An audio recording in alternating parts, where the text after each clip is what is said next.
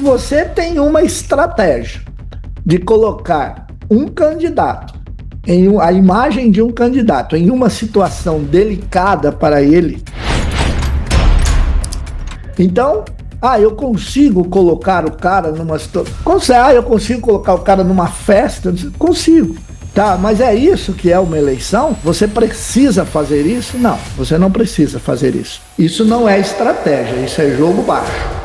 Bom, pessoal, estamos aqui mais uma vez no Política Capixaba Podcast, eu e o meu parceiro, professor Albêniz. E aí, Albêniz, tudo bem, meu amigo? Tudo bem, moçada? Estamos voltando aí mais um episódio, agora um episódio especial. Hoje nós temos um convidado nacional e que tem experiência, inclusive, internacional. Diretamente de São Paulo, hein? São Paulo, lá de São José do Rio Preto. É isso, né? Isso aí. Gilberto Musto, Giba, para os alunos, para quem conhece, Para quem Giba. conhece, né? Isso aí. Giba, obrigado, bem? Giba, tudo bem? Muito boa tarde, obrigado aos amigos aí do Espírito Santo. E vocês deram um crédito muito legal, palestrante, consultor político e escritor. E óbvio que eu não disse para vocês, mas eu sou mergulhador também em Guarapari. Olha! Que massa! Que bom! Top demais! Não, vamos falar um pouquinho disso aí depois, hein? Desse hobby aí. Curiosidades aí. Vai ser um prazer. A gente... aí quando a gente vai para o Espírito Santo, a meta é o mergulho, é muito legal. Mas vamos falar de política primeiro. Seja bem-vindo. Vamos lá então, Nobinho? Bora! Chama a vinheta! Está começando mais uma edição do Política Capixaba Podcast, com os principais nomes que movimentam os bastidores do poder no Espírito Santo. A apresentação: Nobinho e professor Albêniz. Política Capixaba Podcast. Okay. Voltamos! É isso aí, no podcast Política Capixaba, estamos com o Giba aqui. Gilberto Musto. Consultor político, escritor e palestrante, de renome nacional e internacional. Vamos conhecer um pouco dessa fera, grande mestre aí no marketing político brasileiro. Giba, obrigado. Giba, conta um pouco da sua história, da sua trajetória, né, profissional, e como é que você veio parar no marketing político. Hoje você é uma grande referência, né? Tem cursos, livros. Vamos conhecer um pouquinho a sua história. Muito obrigado. Na verdade, eu venho do rádio, né? E eu comecei a me interessar por pesquisas eleitorais em 1986, numa eleição a governador. E para você entender, quando a gente foi para outra eleição em 98, aliás, em 88, me desculpe, em 1988 a gente saía nas ruas com um gravador de fita cassete. Olha só a situação, né, que a comunicação naquele momento vivia. E a gente saía com um gravador cassete, ouvindo as pessoas em casa. Você chegava, batia na casa, isso eu fazia sozinho. Eu era locutor da rádio, saía e você vai votar em quem? E o pior de tudo, a pessoa falava, né? Que era outro mundo, né? Então, quando chegava em casa, eu fazia aquelas tabulações ouvindo a fita. Lembra daqueles quadradinhos de 5, né? Você faz 4 e mais um cortado. Você somava aquilo e eu tinha o resultado. E a primeira vez que eu fiz isso daí, acabou a pesquisa batendo. Mas eu não feliz, não contente, eu disse, esse negócio não pode ser tão amador deste jeito, tem que ter um negócio atrás disso. Aí eu fui buscar conhecimento e cheguei no Instituto Gallup. E descobri também que o Instituto Gallup ficava nos Estados Unidos. Então, a partir daquele momento, eu fui buscar maiores conhecimentos, aí veio a metodologia, que o Instituto Gallup também colocou isso em 1963, na primeira eleição americana. Também não tinha pesquisa, nada, era um negócio meio assim. E eles ouviam milhares de pessoas. Aí o Gallup chegou e falou, não, se você ouvir X pessoas apenas, reflete o parecer de todas. E aí, então, eu entendi isso daí, estudei esses métodos e comecei a aplicar a partir de 1990. Então, daquele tempo em diante, Aí a minha empresa cresceu, aí as pesquisas já eram feitas de uma forma assim bastante técnica, com embasamento científico, mas eu ainda não feliz, procurei mais informações e etc. E aí eu vi que a partir dos números que eu tinha, eu conseguia prever, eu conseguia orientar e monitorar os candidatos clientes, vamos te dizer assim.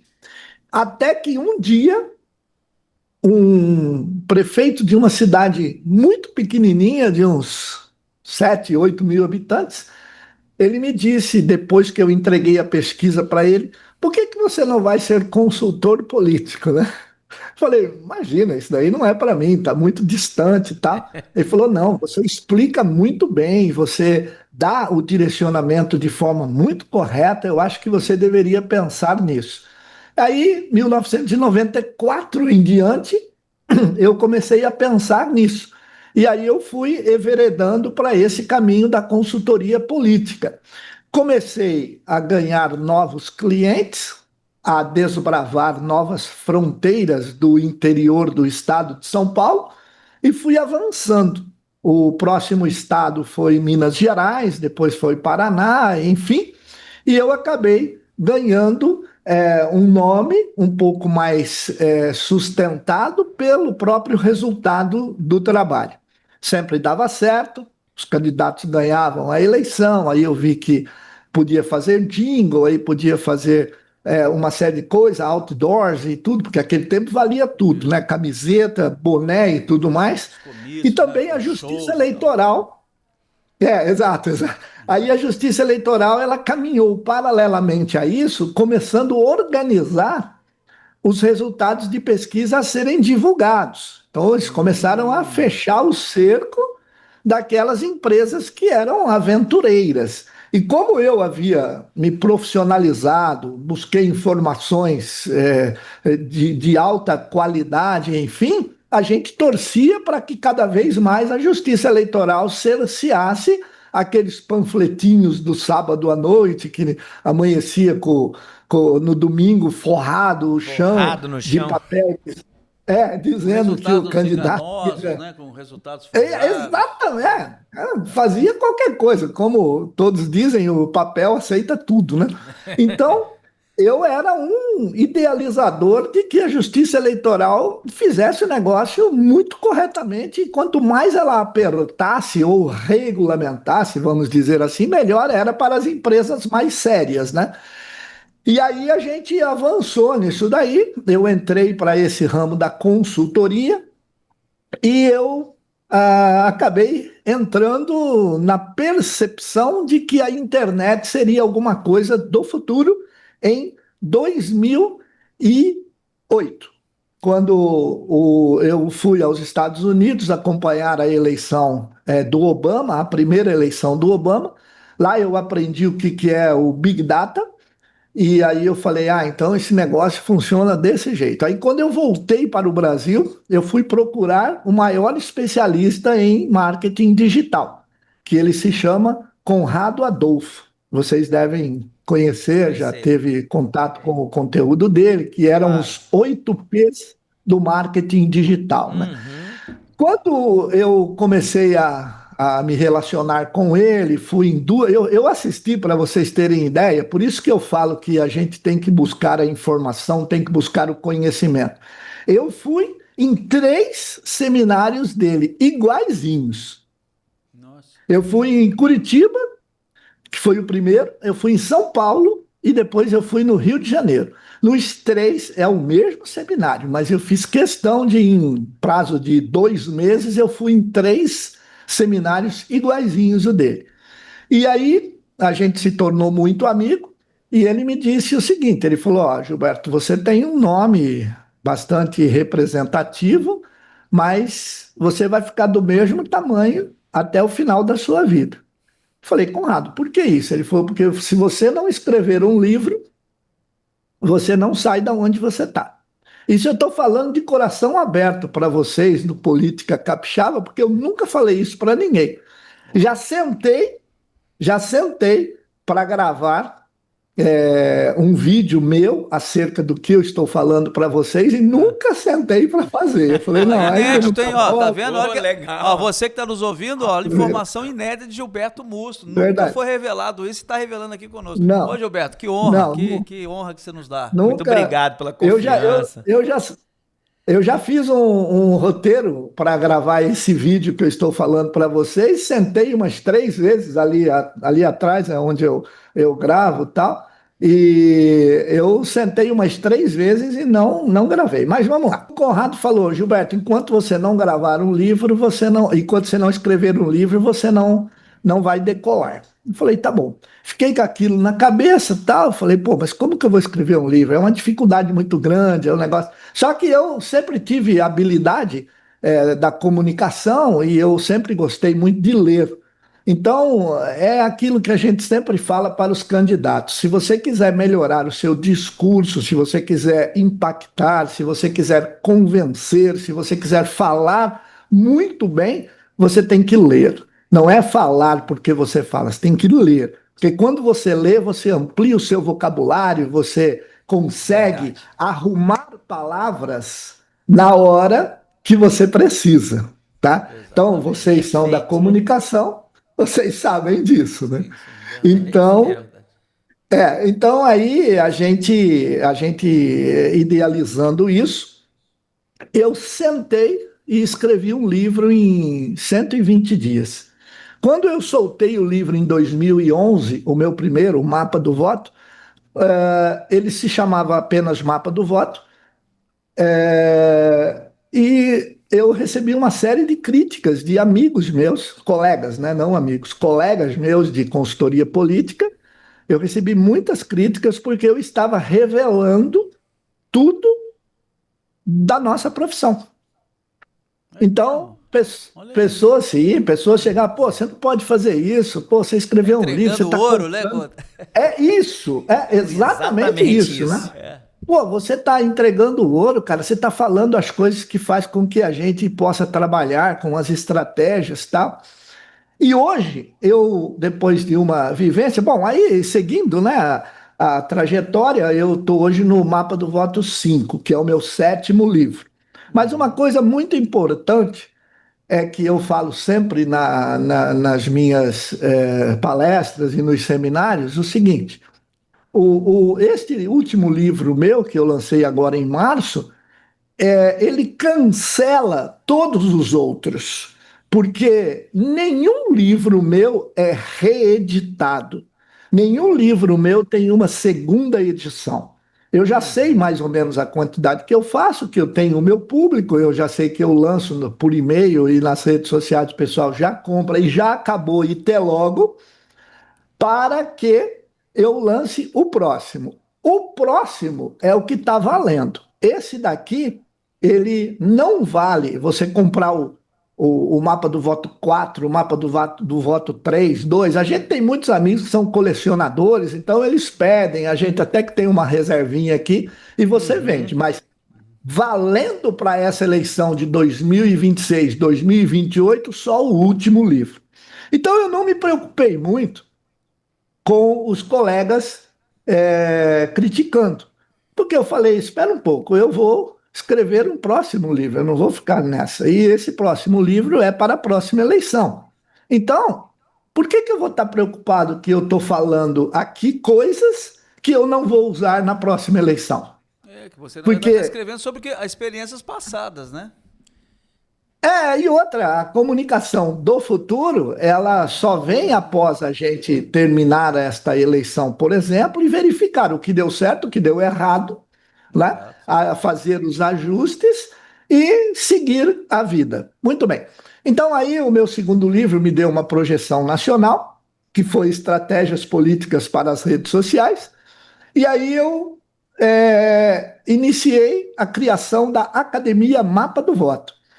E aí, quando eu criei a Academia Mapa do Voto pela internet, que hoje já passaram por aqui 17 mil alunos. Eu sou, inclusive, inscrito, viu? Eu sou aluno desse Eu sou Eu aluno sei. da Academia Mapa do Voto. Vale a pena. Exatamente. O seu código aqui é MV81. Está aqui, Aí, Caramba! César. viu aí? Ó. Não Nossa. tô mentindo, tá lá. Tá, aqui, ó. Tá César Albenes de Mendonça Cruz. É isso Tá vendo? aí, tá Tá aqui vendo? você com a sua família linda aqui na foto. Top! Exatamente.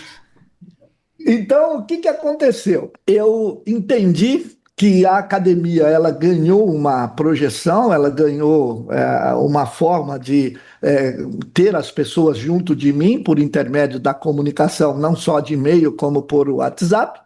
E aí eu tive que voltar o nome Mapa do Voto para os livros. Esta é a ideia, entendeu? Então eu acabei, como todo mundo dizia, mapa do voto, eu acabei me rendendo e voltei com o próximo livro, que foi o quarto, mas chamava Mapa do Voto 2.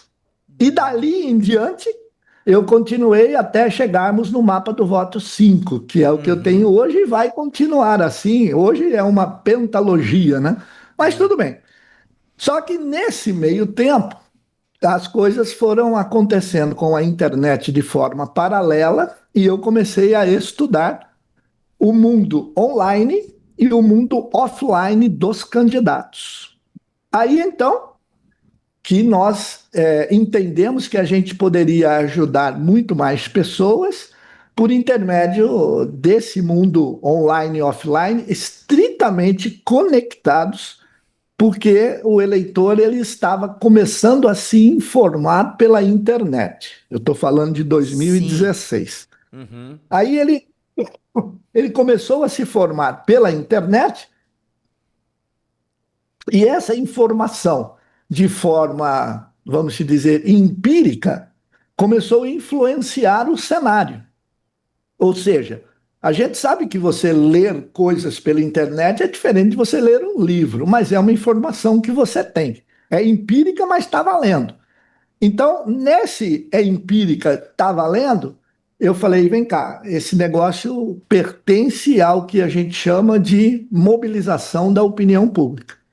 E nesse momento, em 2016, na realidade, em 2015 saiu o que chamam de mini reforma, quando as eleições passaram para 45 dias. Isso, que eram de Então, veja 90 bem, dias, né? Passaram para 45. de 90 passaram para 45. Então, o que aconteceu? Como eu estava mergulhado no estudo da formação da opinião pública, então, quando você fala com o eleitor, você, candidato, fala com o eleitor ele forma a opinião sua, baseado no que você fez de primeiro contato, no olho, como você apertou a mão, se você foi simpático, se você é aquele candidato do "Ô, conta comigo, amigão, tamo junto, tal", e o cara tá lá distante. Então, do jeito que você presencialmente se contacta e se conecta com o eleitor, ele forma a opinião. O segundo, e aí ninguém muda essa opinião. Aí ninguém muda. O segundo step é quando você é noticiado por mídias tradicionais, rádio, televisão, jornal e revista. Bacana. O terceiro step é quando os grupos sociais falam de você, mas você não está lá. Eles estão falando ou te defendendo ou te atacando e você não tem poder de resposta, porque são pessoas do time de futebol, são pessoas da igreja, são pessoas, uma população ribeirinha, são motoristas de aplicativo. Então o cara chega, tal, não, fulano, não, ele é legal, ele é um cara, é meu, eu tô com ele. Mas aí a outra pessoa diz, não, você pode estar com ele, mas eu não estou. Então essa pessoa, ela entra numa discussão, numa situação que ela pode te defender, pode ser uma multiplicadora ou pode simplesmente silenciar e aceitar e as opiniões ficam divididas. Quando eu entendi isso daí, eu falei, espera um pouco. 45 dias de eleição. A gente não consegue formar a opinião. Não dá tempo. Eu não consigo, em 45 minutos, em 45 dias, dizer assim: olha, o César é um cara bacana, ele tem um projeto aqui e tal, é um negócio diferenciado, ele é um cara bacana, Não, mas aí tem o outro que fala assim, não, o Nobinho é que é o top, o Nobinho é que não sei o que e tal. Então essa discussão para formar a opinião não dava tempo. Isso eu estou em 2016. Aí eu detectei que ao invés de nós formarmos a opinião, era muito mais fácil a gente mobilizar a opinião. Porque quando você mobiliza, você entra numa série de efeitos, né? O que o mais conhecido é o efeito manada, mas tem uma série deles.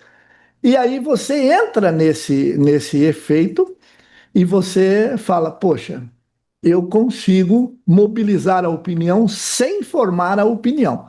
A hora que eu descobri isso, aí eu estou há 16 anos sem perder uma eleição.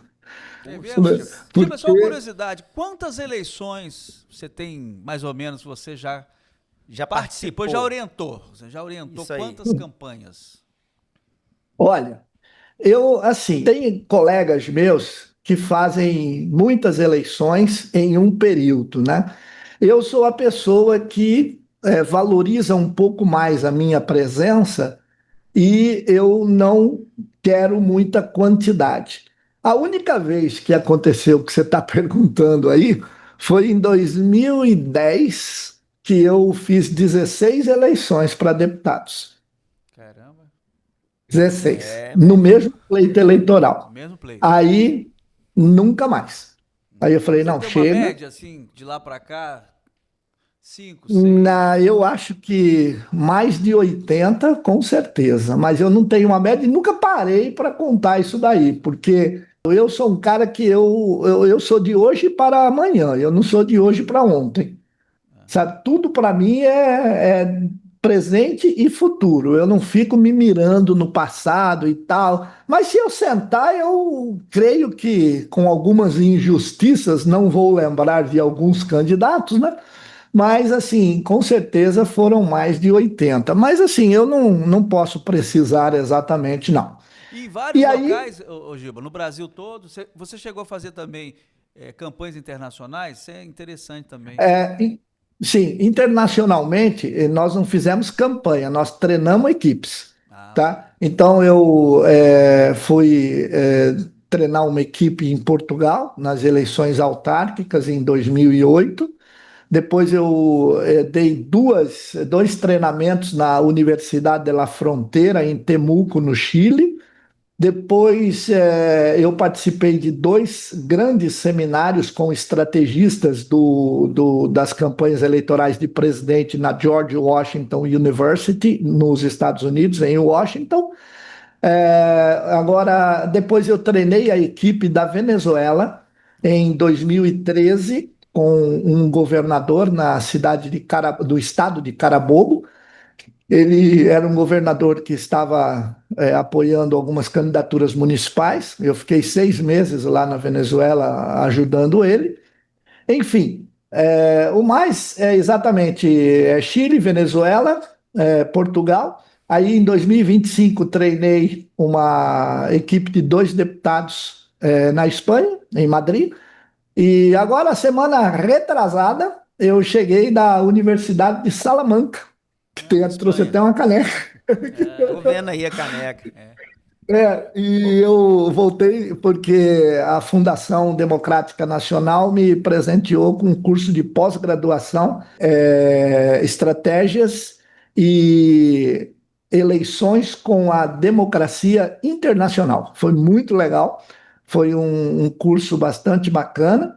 E eu estou fechando o meu trabalho com algoritmos emocionais. Isso daqui, lá no final do nosso Sensacional. bate-papo, se vocês quiserem, eu dou uma pincelada nisso, que é muito Vamos bacana. querer, com Não, o que é certeza. importante aí, Nobinho? Olha só, o Giba, nós estamos falando aqui, olha a capacidade, a preparação, isso que a gente fala, Giba, a gente tem falado aqui, não existe mais campanha amadora. Não. Pelo amor de Deus, você que é candidato, vai começar aí, contrata equipes profissionais da comunicação, do marketing, da pesquisa. Você vai ser mais assertivo, né? Pelo amor de Deus, né? E o Giba é uma referência aí, né? A gente tem participado Com aí certeza. dos cursos. Giba, obrigado, que coisa interessante, que Ô, preparação, Giba, deixa eu hein, te Giba? fazer uma pergunta aqui. Fala um pouco aí da sua visão do que vai ser as eleições agora com a inteligência artificial. Eu acho que esse pleito agora a gente vai utilizar ela com força total, né?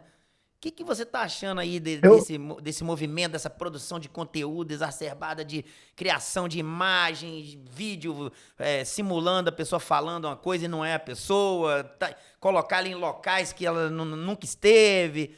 Fala um pouco da sua visão, você que tem muita experiência sobre como que vai ser agora esse pleito com a utilização da inteligência artificial. E se vai poder sim. utilizar, enfim. Bom, eu acho que depois do dono da OpenAI, no dia 20 de novembro de 2022, eu fui o segundo cara que estava esperando aqui parado à meia-noite e os caras abrirem o chat GPT para o público em geral, que antes era só para empresas, né? Eu estava assim muito, vamos dizer assim, ansioso para conhecer como é que funcionaria essa tal de inteligência artificial. E dali em diante, eu também acabei por estudar muito sobre. Por que que eu fico batendo na questão de estudar? Porque você que está ouvindo a gente, ninguém consegue montar um estúdio de podcast que nem os amigos daí de Espírito Santo.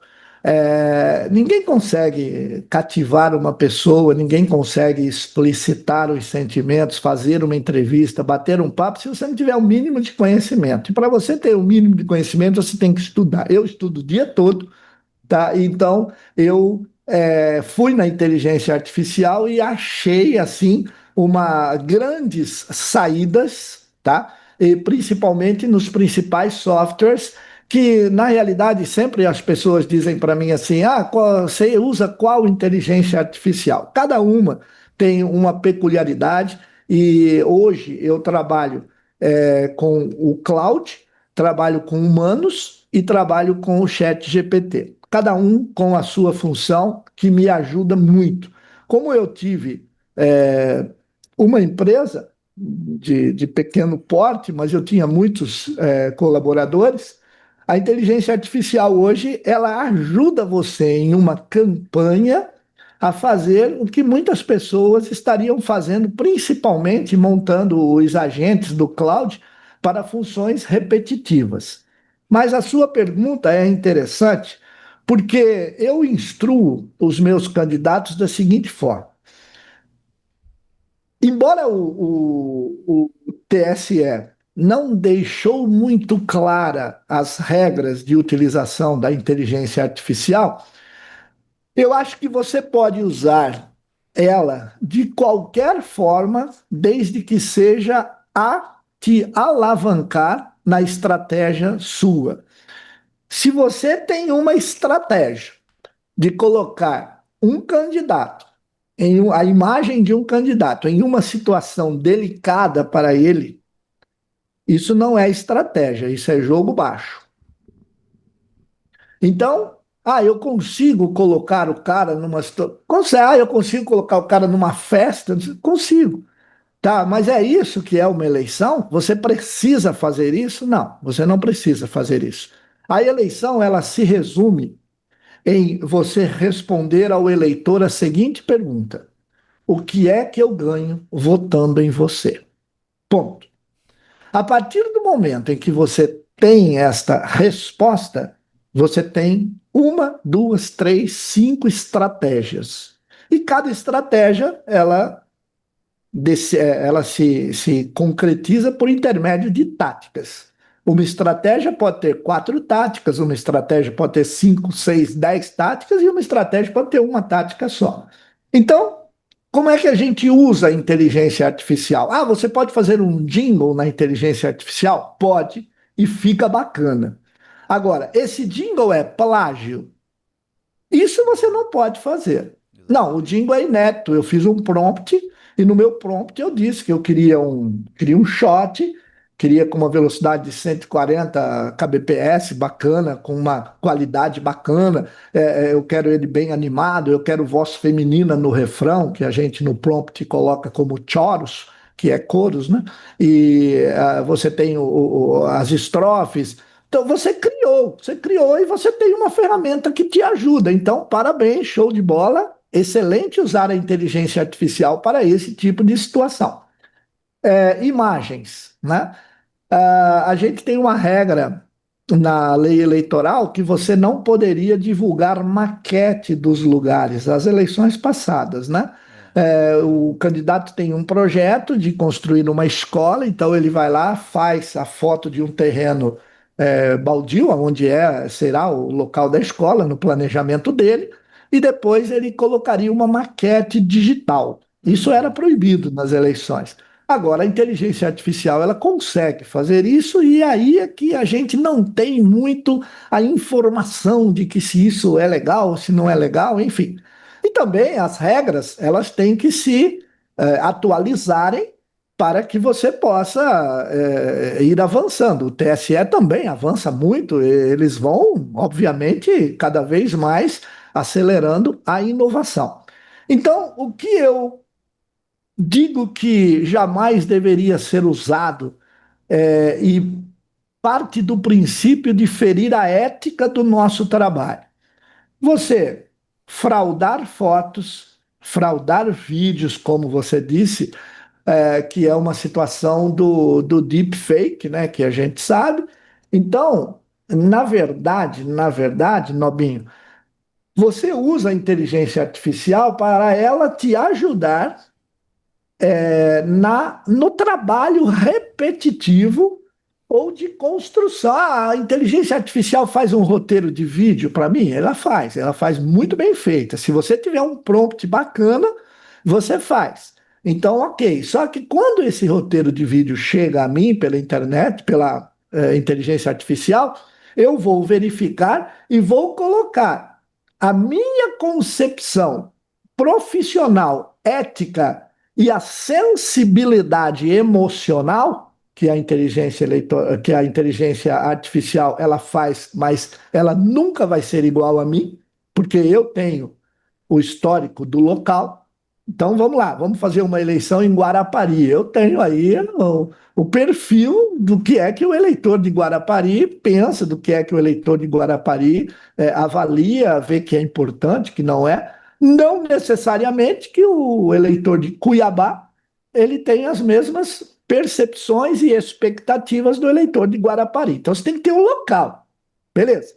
Ah, mas a inteligência artificial, se você fizer um prompt bacana, ela também faz isso. Ela faz, mas a emoção na eleição hoje é algo que muda todo o contexto, né? Nós compramos tudo, vou te dizer aí um exemplo, vai. A emoção, ela nos faz tomar decisões em 85% dos casos, né?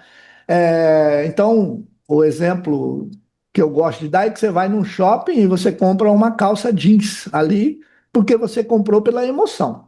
Bacana. Olha, a calça jeans está aqui, poxa, que legal. Aí você traz a calça jeans para sua casa, você comprou na emoção, e aí você vem, quando você chega no seu armário, você vai colocar ela junto com outras 14 que você tem. E o pior, todas azuis, principalmente nós que somos homens, né? Às vezes eu falo para minha esposa, eu vou no shopping, vou ver se eu compro alguma camisa. Não, não, não, não, eu vou com você para você não trazer azul. Então, é mais ou menos nessa sequência o negócio. Então, quando você vai colocar a calça no seu armário e você vê 14 calças iguais, aí você procura uma justificativa. Aí você está usando esses 15% do cérebro, que é o sistema 2, de acordo com o Daniel Kahneman, que foi meu professor na PUC. O que que acontece? Por que que eu estou explicando isso? Porque você precisa justificar a sua emoção. Primeiro você decidiu comprar a calça. Por que que você comprou essa calça? Ah, eu comprei porque tinha um botãozinho do lado, porque o azul aqui era não sei o quê, tinha um outro negocinho, o bolso era faca, e assim sucessivamente. Eu comprei porque estava barato. Beleza. Quando você chega na sua casa, você usa o cérebro que não te deixaria ter comprado no shopping, que é o racional.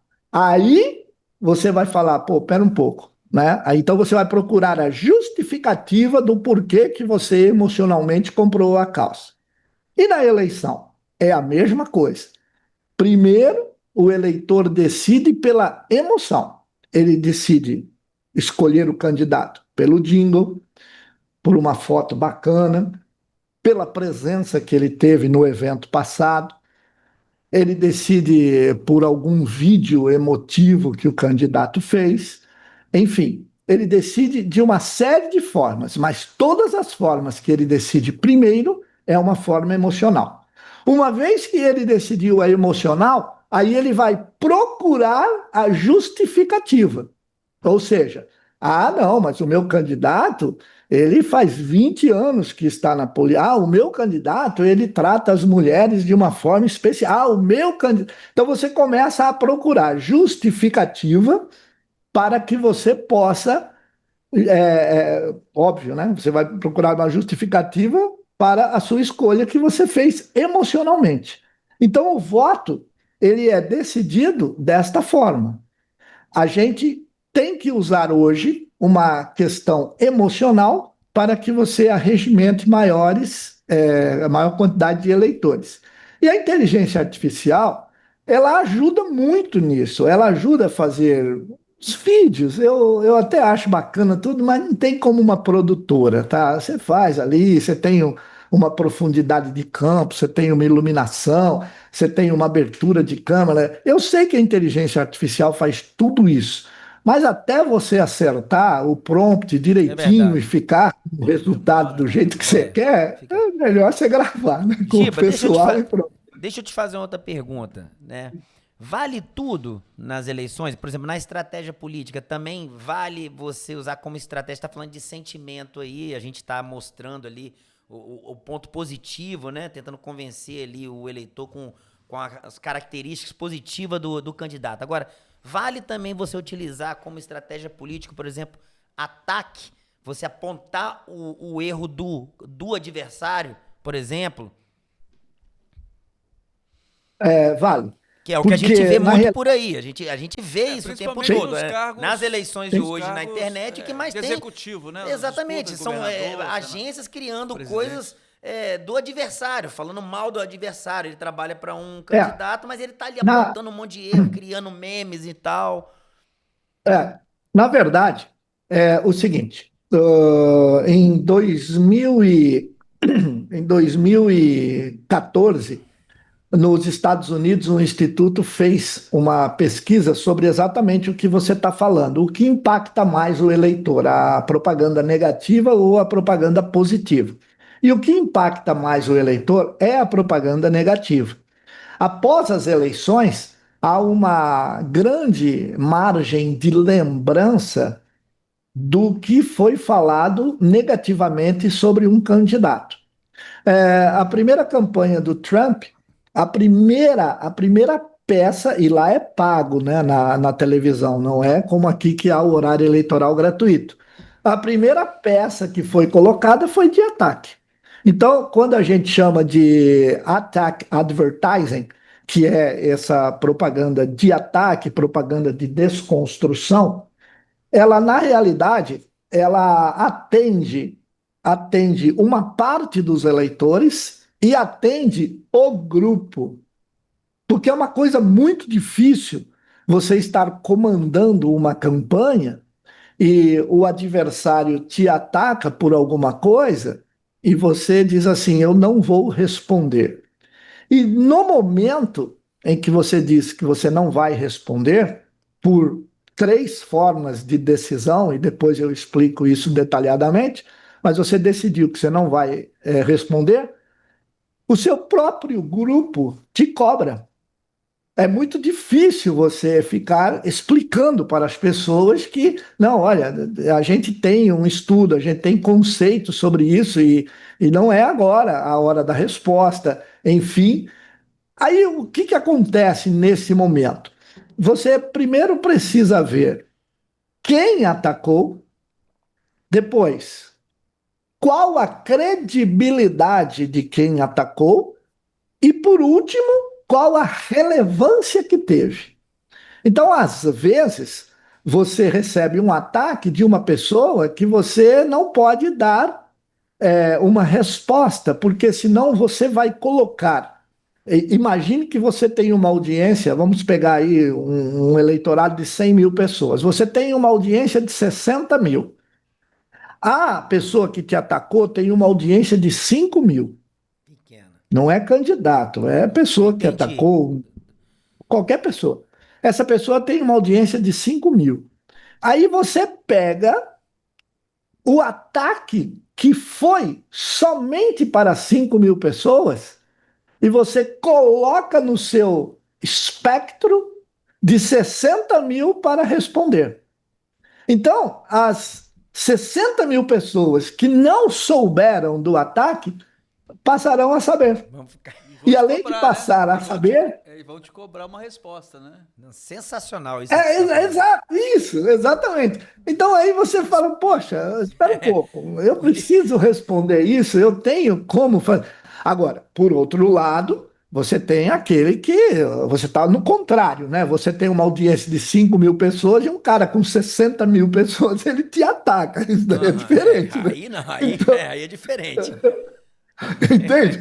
Então, na realidade, a propaganda negativa, ela também informa, por incrível que pareça, tá? A propaganda negativa, o ataque, como você falou, ele acaba informando. Olha, o candidato A, ele teve um problema quando ele administrava uma prefeitura em 2020, né? E esse problema ainda está na justiça. Olha, será que seria interessante a gente votar nesse cara? Esse cara tem ainda um processo correndo. Você vai acabar por informar a população com um ataque. E aí ele é que tem que se defender. Às vezes, com conteúdo, ele se defende muito bem, ou às vezes ele não consegue se defender. Então, quando a gente fala de um ataque, quando a gente decide por fazer uma defesa, você tem que ter um conteúdo. Você tem que saber que a sua defesa será plausível, de checagem por todos, será plausível de todos dizer, não, realmente ele falou a verdade, não é aquilo que estavam dizendo, etc. Então, você tem que ter conteúdo para que você consiga, por intermédio de uma defesa ou de um ataque, porque às vezes você ataca com verdade. Sim, Olha, tá aqui, esse daqui, o candidato é um fez isso, tá fato. aqui o documento. Isso. É, com fato, exato.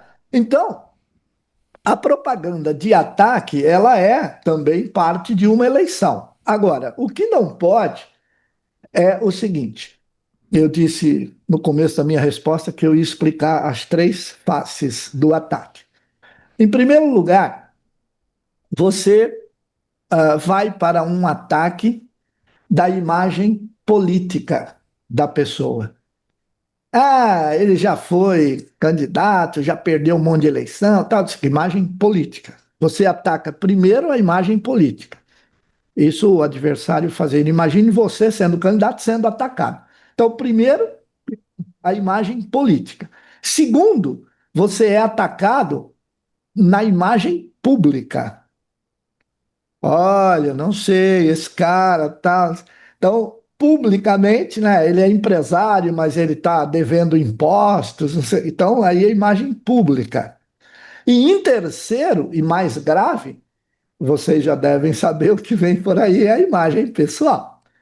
Ah, o cara tem amante, a mulher dele, não sei o quê. Isso é o mais trágico que tem numa Uhum. eleição. É. Então, isso não sustenta, não é sustentado, tá? Isso aí é derrubado facilmente, não muda a opinião pública, tá? E é só mero ataque, às vezes para atender o próprio grupo.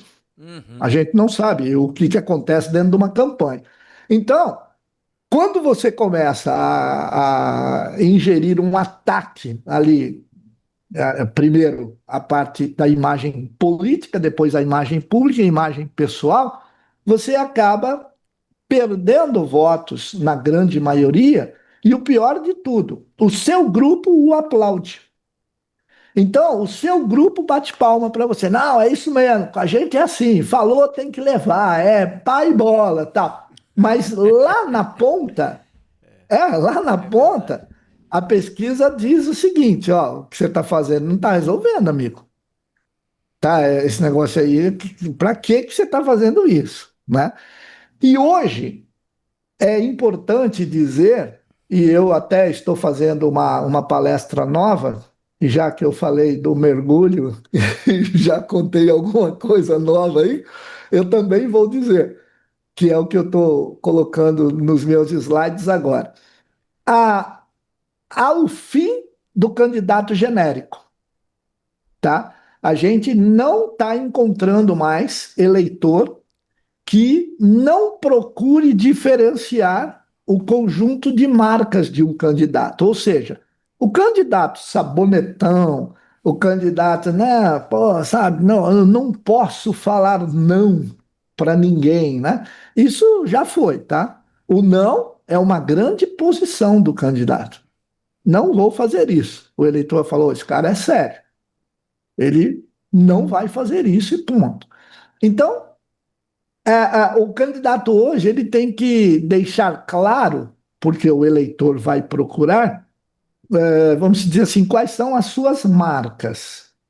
Então, na primeira marca é o seu jeito. O eleitor vai olhar para você e vai dizer: gostei ou não gostei, acabou. Do seu jeito. Depois você vai ter a sua causa. A sua causa é importante para mim. O que você está falando vai mudar a minha vida, vai ajudar a minha família? Qual é a sua causa? Beleza?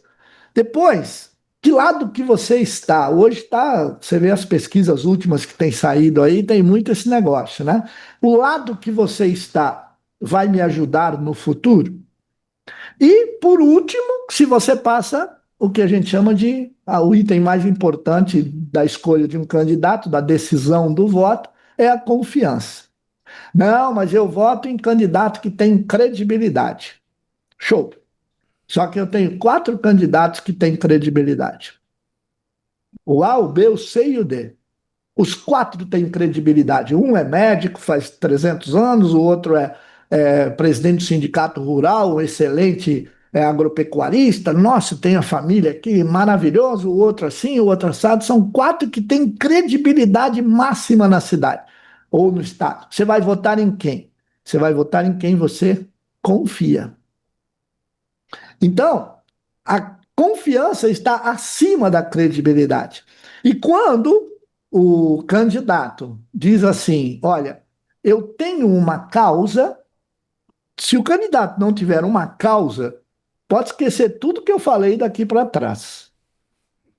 Se o candidato não tiver uma causa, ele não é identificado nesse mundo que a gente está vivendo, de inteligência artificial, de comunicação horizontalizada. Tá? Se ele não tiver uma causa, tá? Ele não consegue avançar.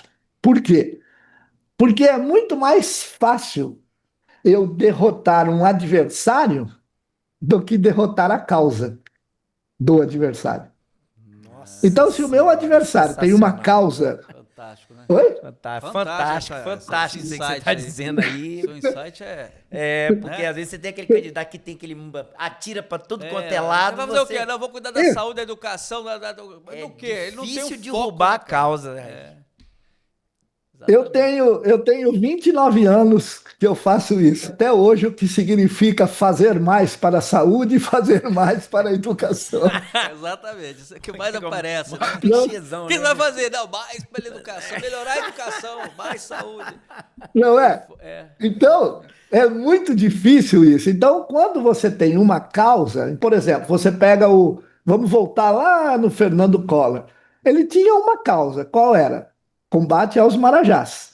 Isso. Certo? Isso Então, aí. era uma super causa. Era uma super causa. Não, eu vou combater os marajás, vou acabar com todo mundo. Tá, ok. Então, era uma causa. Então, era muito mais fácil você derrotar o Fernando Collor como candidato, se fosse o caso, do que você derrotar a causa de combater os marajás. Combater os marajás todo mundo queria. Estava em moda naquele momento. Então, A causa, ela é muito mais difícil de você combater do que o próprio adversário. Então, para finalizar, só antes de vocês fazerem a próxima pergunta, é que hoje o eleitor ele procura diferenciar esse conjunto. E o candidato genérico, ele não existe mais, tá? Você não consegue construir um personagem sem uma marca. E tudo que eu estou falando aqui, para quem está me ouvindo, eu uso sempre uma frase muito interessante, que é a seguinte: você não terá nunca uma segunda chance de causar a primeira impressão. Que é a primeira, né? A primeira que fica, né? É isso. Caramba, sensacional. Você não tem. Quando nós entramos no podcast aqui, quando vocês me apresentaram, eu estava de frente à câmera, até que vocês me apresentassem, e todos as centenas de milhares de pessoas que estão nos vendo, todo mundo já formou uma opinião minha sem eu abrir a boca. Esse cara ele tá de blazer, esse cara tá de gravata, será que ele é engomadinho? Será que ele é sério? Será que ele é sorridente? Então, todo mundo, em 3, 4 segundos, já formou uma primeira opinião no visual. Quando eu comecei a falar, aí então foi se concretizando uma opinião. Quando nós terminarmos este nosso podcast, todos vão ter uma opinião minha. Ponto. Ou esse cara, não, esse cara falou legal, não, esse cara não entende nada, é meia boca, tal. Beleza, mas formaram uma opinião. Então, eu sei que quando eu entro para dar uma entrevista, eu não tenho uma segunda chance de causar uma primeira impressão. É fatal isso. Então, quando você. Isso serve para a vida da gente. Quando você vai Claro. conhecer uma garota, quando a garota vai conhecer um rapaz, quando você vai numa entrevista de emprego, quando você vai. Tudo na sua vida, você tem aquele momento que é o momento de você causar a primeira impressão. Como todo mundo fica falando, a primeira Primeira impressão impressão é a que que fica. fica. Exatamente. Então, é exatamente isso. Mas eu fui um pouco mais além, né? Você não É. terá uma segunda chance de causar a primeira impressão. E o candidato tem que se preocupar com isso. Verdade. certo. Giba, vamos lá. Para seguir você nas redes sociais, Eu ia perguntar Né? agora. site Ah, também, tá. Mapa do Voto, como é que as pessoas podem te procurar e achar e te acompanhar? Fala o seu Instagram, que nós vamos colocar na tela. Gilberto Musto, são todas as redes sociais o mesmo nome, né? Então, você vai no YouTube, você vai no Instagram, @Gilberto Musto, meu LinkedIn, @Gilberto Musto, você vai no YouTube e assim você tem tudo. O próprio site, ele é Gilberto Musto e também é Mapa do Voto. Eu tenho um redirecionamento de domínio.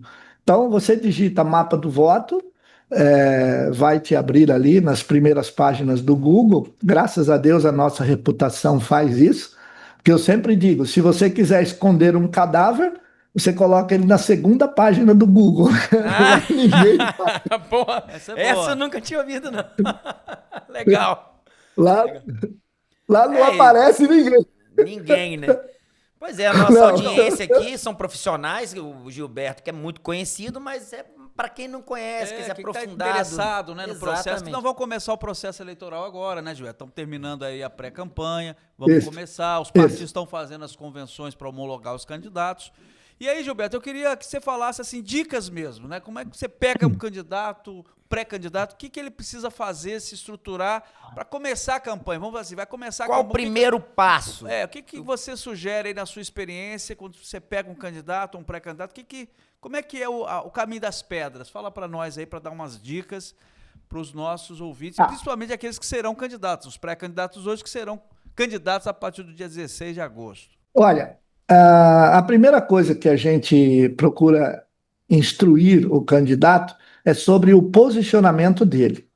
Ele tem que saber qual é a posição dele no cenário eleitoral. Então, a partir do momento em que ele tem um posicionamento, a gente vai trabalhar daquele posicionamento em diante. É claro que a gente descobre isso por pesquisas, né? É muito mais fácil do que só o candidato falar. Mas ele nos traz bons argumentos quando a gente faz uma SWOT do candidato. Então, o primeiro passo é a gente fazer uma pesquisa quali e uma SWOT. A semana passada eu estava no Estado brasileiro, já estávamos fazendo uma qualitativa para eleições para municipais de 2028.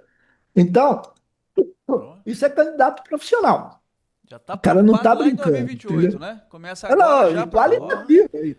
Hã? Não, e qualitativa, entendeu? O cara Qualitativa. queria. Quer dizer, ele tem tempo de ajustar o Nossa posicionamento dele, senhora. Pois é. tá? E o posicionamento é uma coisa interessante, porque quando você começa a trabalhar esse posicionamento, o marketing político, muito diferente do que as pessoas acham, você não contrata um profissional de marketing político na sexta-feira e ele muda o candidato no sábado. O marketing político faz ajustes de posicionamento. Estes ajustes não muda jamais a personalidade do candidato. Personalidade é uma coisa e comportamento é outra. Então, como é que funciona isso? O comportamento é você estar no lugar certo, em momentos que as pessoas observam você. Esse posicionamento cria raízes e multiplicadores. Eu vou dar um exemplo bem legal sobre isso. É, outro dia não, vamos mudar o exemplo. Né? Você pega uma senhora e ela está com uma bolsa Louis Vuitton às 7 horas da manhã no metrô em São Paulo. Você vai olhar, você vai falar assim: essa bolsa é réplica, mesmo ela sendo verdadeira. Ao meio-dia, você vai num restaurante 3 estrelas Michelin, você vê uma mulher sentada numa mesa com uma bolsa Louis Vuitton, você fala assim: essa bolsa é verdadeira, mesmo ela sendo uma réplica.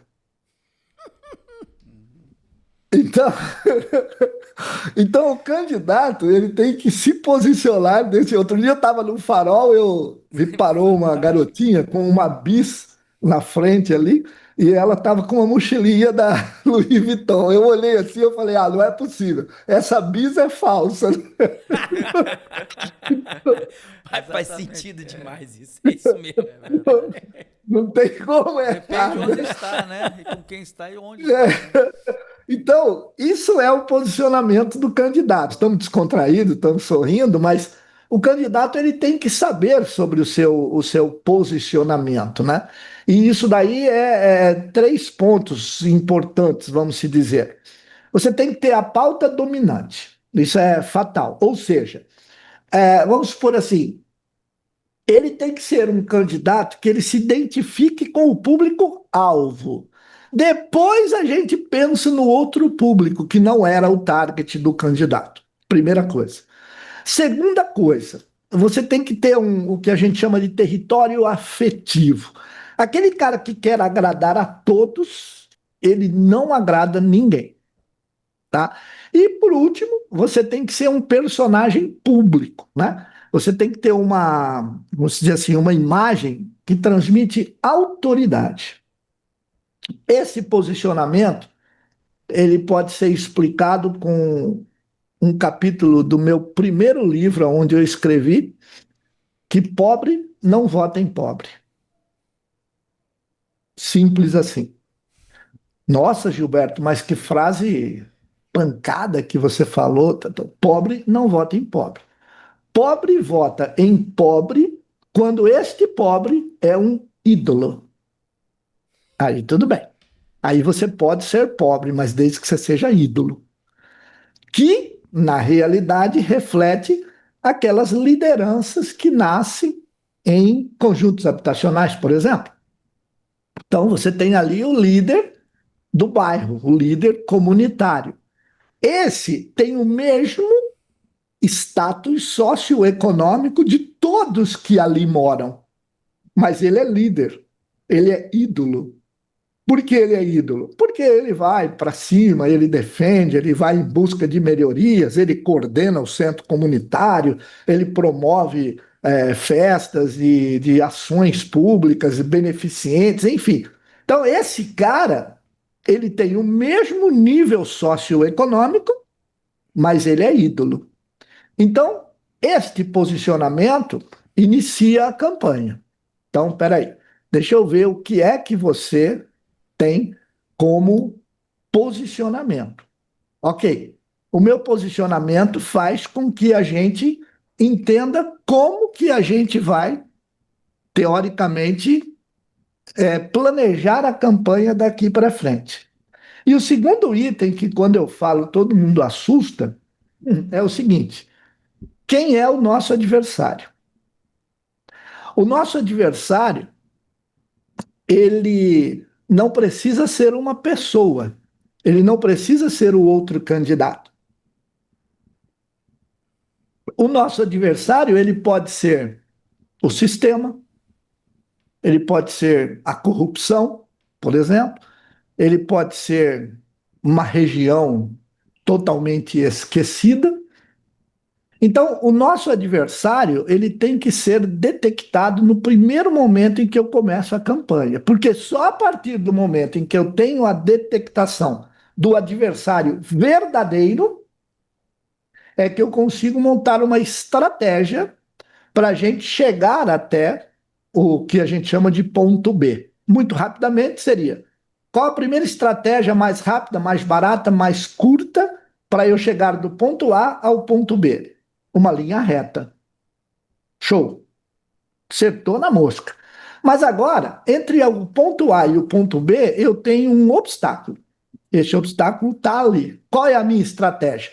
Eu vou, quando eu chegar no obstáculo, eu desvio do obstáculo e vou até o ponto B. Demora um pouquinho mais, pode gastar um pouco mais de recursos e etc., mas eu chego. Beleza. Qual é a minha terceira opção? É quando o meu obstáculo ele é móvel. Então eu vou do ponto A, quando eu chego no obstáculo, ele dá uma mudada para cá, eu tenho que mudar para cá, de repente ele muda para lá, eu tenho que mudar até que eu consiga passar e chegar no ponto B. Esse custa mais recursos, mais tempo, mais energia, mas eu chego no ponto B. Então, estas três estratégias são as que nos miram para detectar quem é o verdadeiro adversário. Uma vez que você tem o posicionamento do candidato e contra quem que nós estamos lutando, é mais fácil. Por exemplo, você, numa eleição majoritária, você tem 4 candidatos, enfim, 3 candidatos. Você, às vezes, não precisa lutar num primeiro momento para você ser o primeiro. Se você tiver segundo turno, melhor ainda. É a história daqueles 2 caras que foram caçar e acharam um leão vindo com tudo em cima. O cara falou, vamos correr. O cara falou, mas a gente não consegue correr mais do que o leão. Ele disse, não, eu correndo mais do que você já tá bom. Então, o leão se diverte com você ainda. Então, é, É isso é aí. mais ou menos assim. Você consegue fazer uma eleição um pouco mais barata, desde que você tenha método. Então vamos descobrir o nosso adversário. E tem gente que não entende, ele não detecta o adversário. Ele vai para a eleição achando que ele tem que arrumar voto. E eleição não é assim. Primeiro a gente tem que descobrir se o nosso adversário é uma zebra branca com listas pretas ou é uma zebra preta com listas brancas. Definiu isso, aí você segue com a estratégia. Muito legal, né? Sensacional, cara. Pelo amor de Deus. Giba, Que aula, bicho. Nossa, que muito aula. legal, Giba. Então Nossa. você que está Não, nos imagina. acompanhando, né? Estamos aqui com um podcast, né? Política Capixaba, e hoje entrevistando Gilberto Musso, Giba, grande estrategista, né? Conhecidíssimo. Isso, grande consultor de marketing político, escritor e palestrante. Giba, aí como é que tá aí, seguidores? Você chegou a ganhar alguns prêmios também do Eu tô YouTube, vendo até né? eu tô vendo uma placa do YouTube ali atrás ali. Quantos seguidores É hoje verdade. da Academia Mapa do Eu Voto? E tenho. fora, você tem feito lives praticamente todos os domingos, né? Domingo, toda semana você tem Todo live. domingo, 8 horas, eu faço live e eu estou com um ciclo de 8 palestras, né? E essas palestras são divididas em 2 vídeos de 40 minutos, que é uma outra questão também das redes sociais, né? As pessoas têm pouca paciência para ouvir o que a gente tem para oferecer, e nós não conseguimos oferecer essa base de instrução e conhecimento em vídeos de 1 minuto e meio, que seria da nossa live aqui, se eu teria que falar algumas coisas em 1 minuto e meio, não tem como. Não tem como, né? Então, o canal do YouTube é muito legal, e por isso que eu disse, eu tenho hoje 4.400.000 visualizações e tenho não sei quanto, acho que 150 mil seguidores, inscritos, não seguidores, inscritos no canal. Caramba. Então, esses 154.000 pessoas, elas vêm até o meu canal porque ela sabe que ela vai encontrar uma aula e não um videozinho de curto, não desmerecendo quem faz o short, quem faz Instagram, não é nada disso. Mas é uma aula, e uma aula é uma aula, tá? Exatamente. É Então, você tempo, vê, né? por Com exemplo, certeza. o meu último vídeo aqui foi há 2 dias, 6 passos estratégicos para as eleições 2026. Há 2 dias eu tenho 3.000 visualizações no vídeo. Então, bacana. Eu tenho vídeo de 150 mil, de 890 mil visualizações, enfim. Mas o que que significa? Ah, e só para dar a informação completa para você, são 154.890 seguidores. Então tá chegando a 155 mil seguidores. Não é E muita gente, tem meu amigo. 554 aulas. Pô, tem 554 muito aulas. conteúdo aí, hein? E conteúdo, tá, Muito gente? É isso que conteúdo. eu quero enfatizar isso aqui, Nabinho, viu, Gilberto? Aproveitando a sua 500 presença, aulas. o conhecimento tem que estudar, tem que acompanhar, o candidato hoje tem que se preparar e a sua equipe. Né? O pessoal quer fazer campanha sem preparação, Nada de ir de qualquer jeito. Ah, não, vou repetir o que eu fiz na campanha passada. Gente, o mundo está se atualizando, a IA está aí, nós temos que profissionalizar, né, Gil? Eu queria até que você, ao final, desse uma mensagem para os nossos ouvintes. O que você falaria para os candidatos e suas equipes? Né? O que é preciso fazer para ter sucesso nas eleições de 2026, né? Para você dar aquela mensagem final, reforçar. Ah, antes disso, mostra seu livro, faz a propaganda aí, Giba. Com certeza. Galera, e onde pode comprar, né? Onde a pessoa pode encomendar o seu livro. Isso. Tá, o livro é esse daqui, é o Mapa do Mapa Voto do 5, né? Tá aqui a inteligência eleitoral e tem 50 insights de campanha, tá? Todas as estratégias. Por que que tem 50 insights? É interessante sobre tudo isso que a gente estava falando sobre o tempo, né? Então, a pessoa aqui, vamos supor, ela vem no insight 10, tá?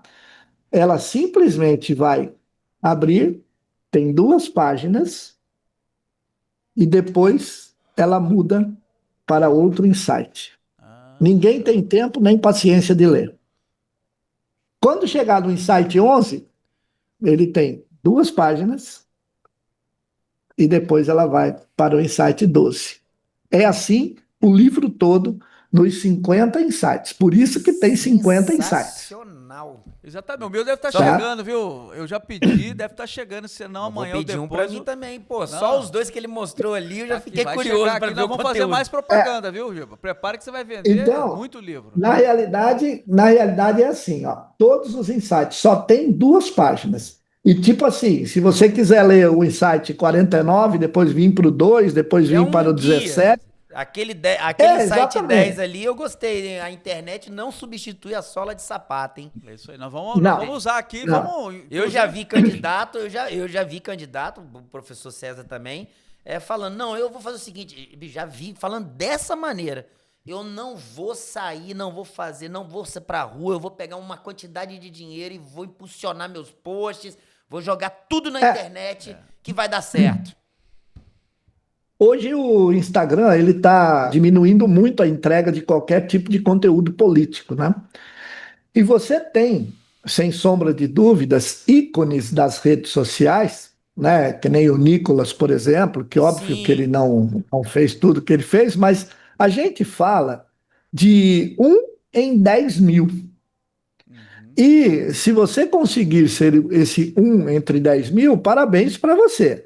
Eu não arriscaria ser o 9.999 que não deu certo, né? Então, Exatamente. é, eu acho que você tem que ter o contato com o eleitor, e outra, você ouve. Hoje nós estamos na economia da atenção, né? Hoje as pessoas querem atenção. Exatamente. Elas não querem que você chegue lá e fale, olha, eu vou te dizer, o meu projeto de governo, eu vou fazer isso para educação, mais para educação, mais para saúde, mais isso, mais aquilo, tal. Não sei o que lá. O cara não quer, ele tem uma dor dentro da casa dele. E você tem que descobrir que dor é essa. Ah, eu tenho uma senhora de 82 anos, é a minha sogra, e ela usa remédio de alto custo e às vezes não tem. Essa é a dor daquele domicílio. Aí você chega naquele domicílio e você fala, ó, meu, nós vamos construir um centro comunitário super top aqui e tal. Ele fica olhando para você e vai falar, pô, mas e a minha sogra? E você nem perguntou, você nem sabe que a sogra dele está lá no quarto deitada, você está conversando com ele na sala e a sogra está lá esperando o remédio de alto custo.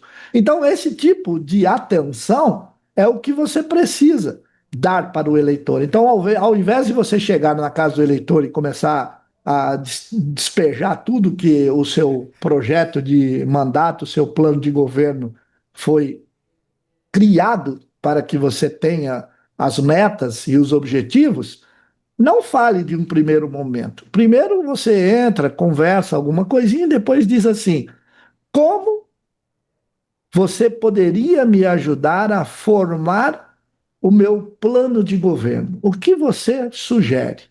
Aí ele vai dizer: ah, então, olha, eu tenho minha sogra aqui, né? Que ela, pronto. Aí ele te deu a senha da saúde. Aí você vai pegar a gavetinha da saúde e vai puxar a gavetinha da saúde e vai começar a falar acerca da saúde naquele domicílio. No outro domicílio, vagas na creche, por exemplo, porque é um casal jovem que tem uma nenê de 3 anos e a mulher não pode trabalhar porque não tem vaga na creche. Então você vai lá e puxa a gavetinha da educação. A atenção é o que todos querem. Você pode, quem estiver nos ouvindo que é da saúde, sabe que tem senhoras que em 6 meses, em 180 dias, ela vai no postinho de saúde, na UBS, no UPA, sei lá. Dos 180 dias, ela vai 174 lá. Ela só não vai os 6 dias que ela está doente, que ela não pode sair de casa. Sim. Os outros, ela vai lá, para quê que ela vai lá? Ela quer conversar. Ela quer conversar com a pessoa que está do lado. Ela quer se inteirar do que está acontecendo. Se estava cheio, se estava vazio, se está melhorando, se o ar-condicionado está funcionando. Ela quer atenção. Então, isso faz com que hoje o eleitor mude um pouco, ou, desculpa, o candidato mude um pouco a percepção.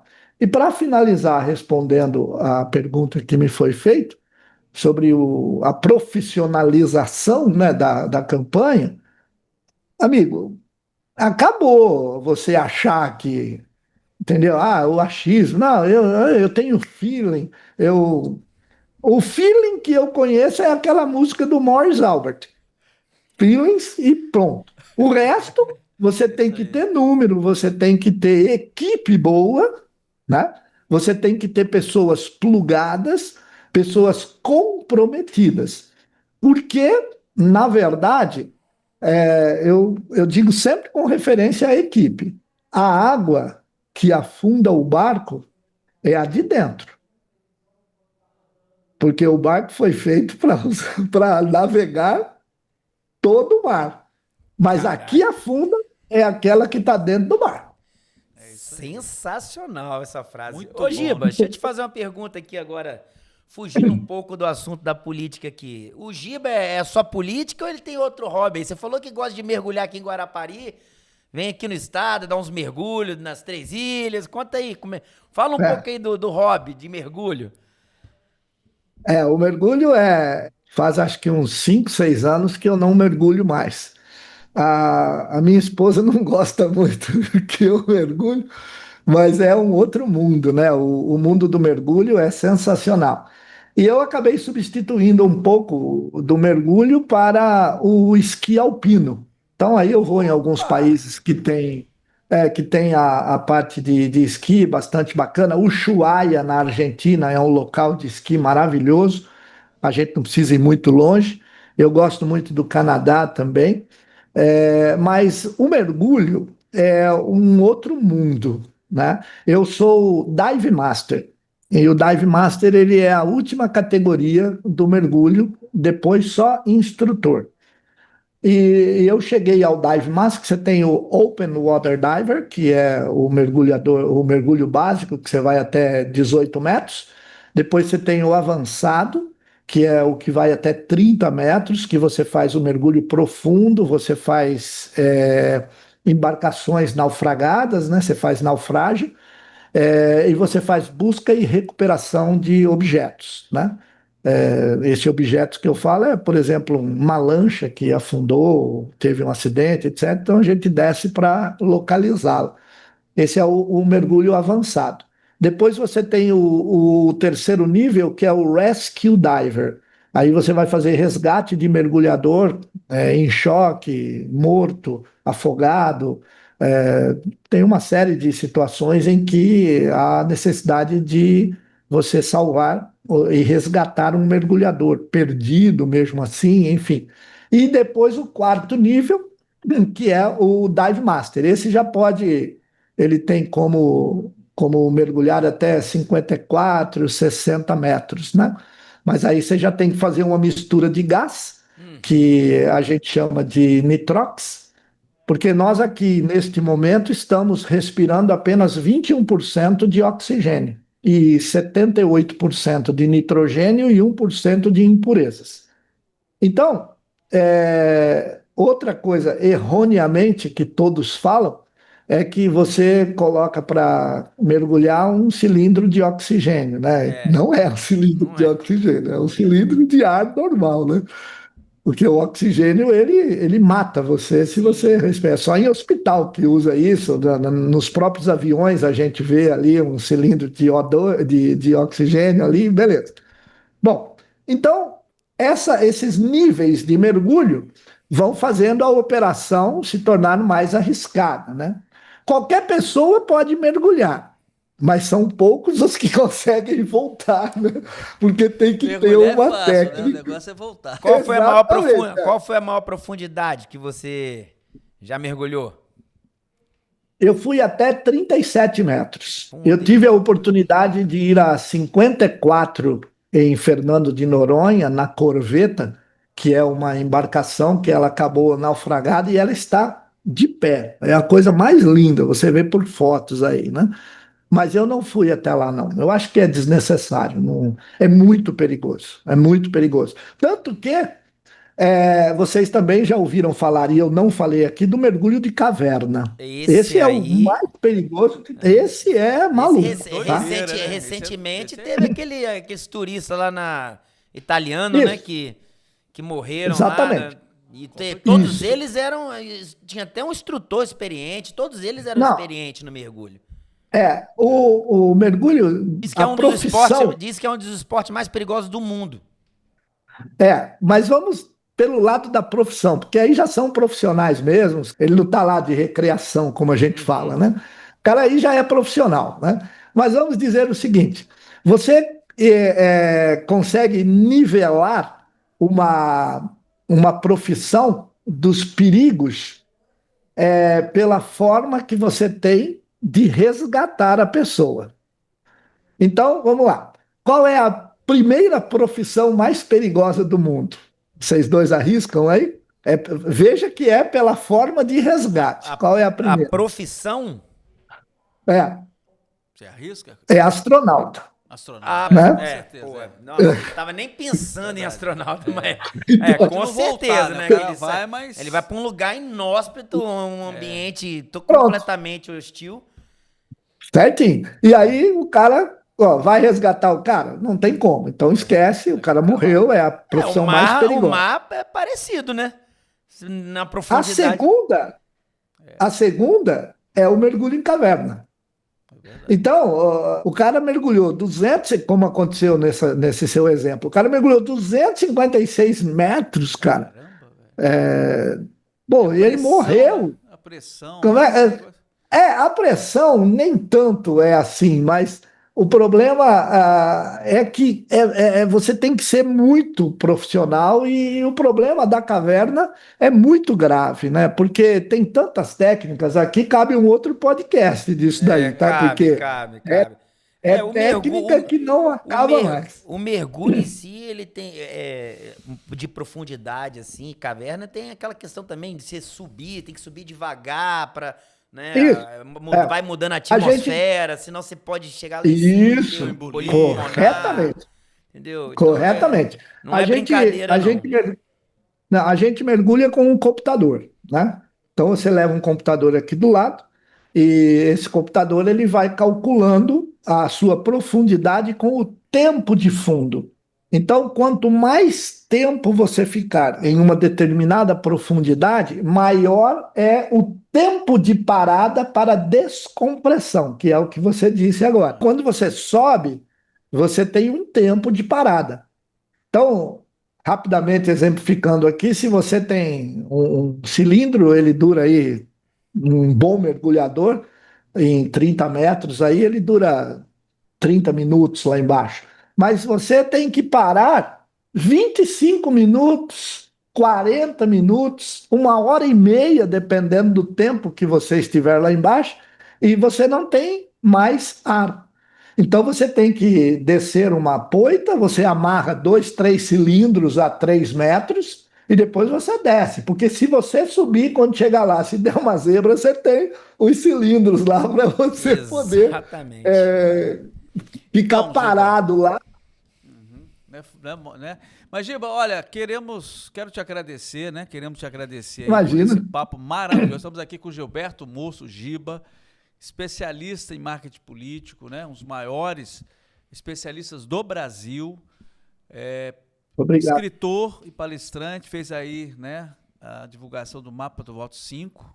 Nós vamos, inclusive, apresentar em outros programas, Sim, né, também. sim. E, Giba, dá aquele recado final para os eleitores agora. O Pro eleitor, nosso ouvinte, aquela dica, Pra- aquela que aquela o orientação, né, para as exatamente. eleições A gente de falou 2026. para os candidatos, mas agora para os eleitores que vão entrar agora, vão escolher, né? A maioria não está nem aí, nem sabe da eleição, vai ser aos poucos, Isso. né? Vai entrar na onda. O que você falaria para o eleitor, para ele poder escolher bem o candidato? O que ele tem que observar, né? Para a gente ter bons candidatos, bons deputados, senadores, governadores, presidentes aí, que serão escolhidos na eleição de 2026.